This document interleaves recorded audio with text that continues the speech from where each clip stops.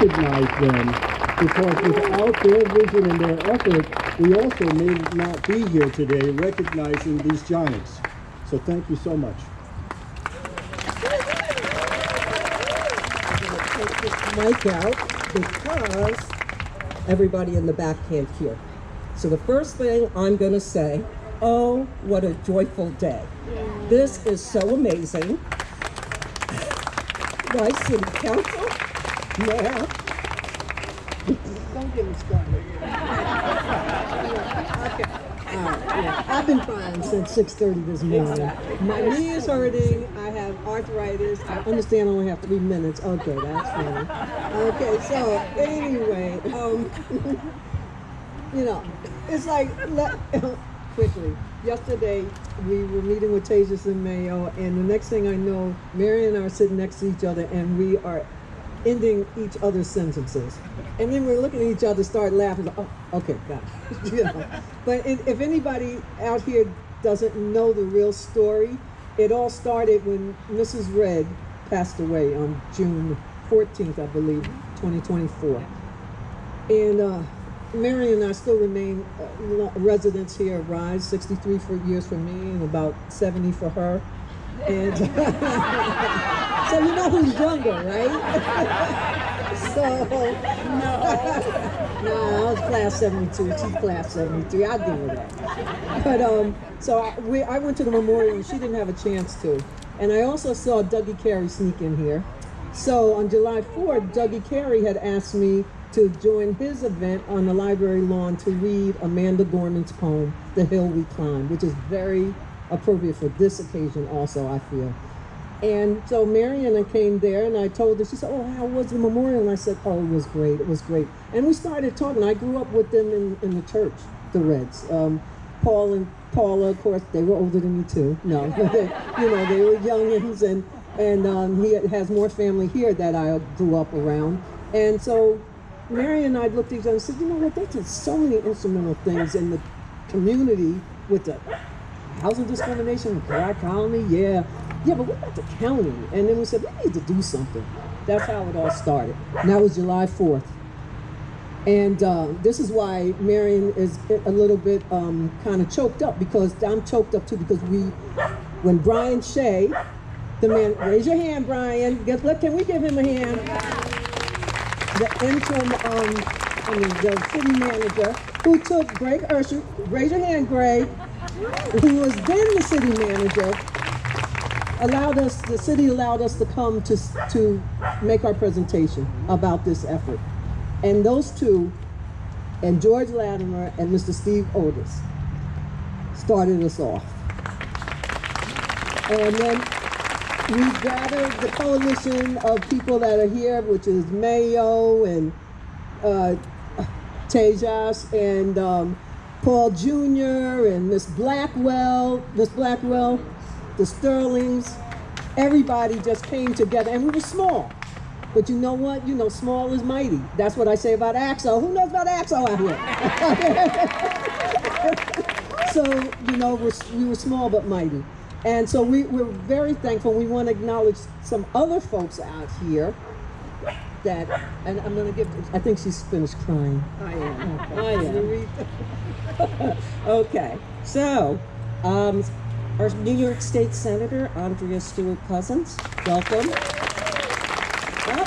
And he snuck in our county executive, Ken Jenkins, Assemblyman Steve Otis, county legislators Nancy Barr, Catherine Parker. We have a former Supreme Court Judge, Kathy Davidson, Janet Malone, Mamaroneck Town Councilman Anant Nambiar, Greenberg Town Council, Gina Jackson. From Portchester, Mayor Luis Marino. Former trustee Greg Adams. None of this would have happened without our Rice City Mayor, Josh Cohn. City Council person, Josh Nathan. City Council Bill Henderson. City Council James Ward, former Councilman Beth Griffin Matthews, I'm sorry, the handwriting. Our County Human Rights Commission, Tejas Sanchala. What is this? John Allen, Town Council. George, your handwriting is right. We are really blessed to have Susie Oppenheimer, who is our former state senator here today. Thank you so much for coming. Wow. Okay, and one last other, all the members of NAACPs, if you're here, please stand. So, I'm asking you to stand because as everybody should know that the Reds were very instrumental with NAACP, Portchester Ryan, NAACP, they were both presidents at one point in time. We also have the presence of Miss L. Joy Williams, who is the new, stand up L. Joy, president of the New York State Conference for NAACP. And we have Aisha Cook and her mom, of Dr. Woolbright over here from New Rochelle, NAACP. And we have Janice Griffith from the NAACP Greenberg White Plains. And who else? Oh, James and yeah, James and that's my branch.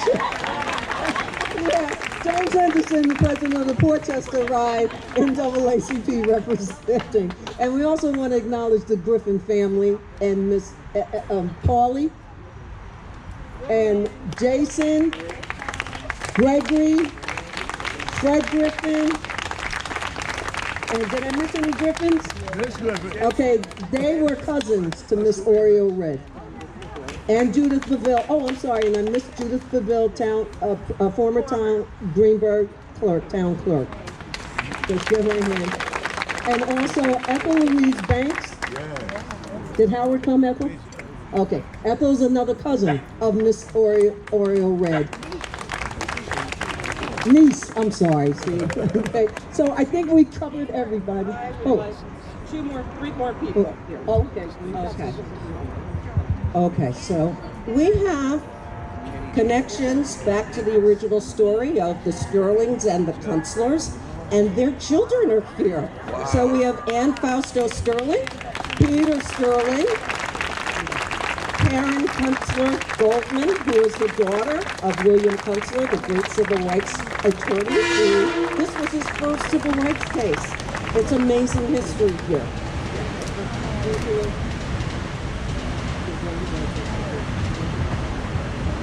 The Westchester Black Dems, Angela Harris. Go. Oh, Terry. Terry, there you are over there. Sorry about that. And Suzanne Berger from the Westchester Democratic Party. Thank you very much. Angela Davis Parrish, the president of the Westchester Black Women's Political Party. Oh, yes. Yes. Okay. Thank you.